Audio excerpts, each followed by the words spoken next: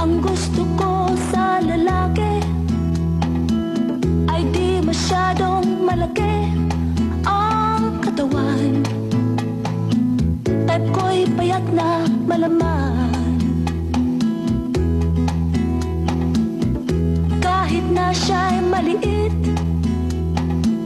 basta't mahaba lang ang kanyang pasensya at matigas ang dibdib. Maski di masyadong gwapo, sa akin siya ay pasado. Kung mayroong bigote, nakakakita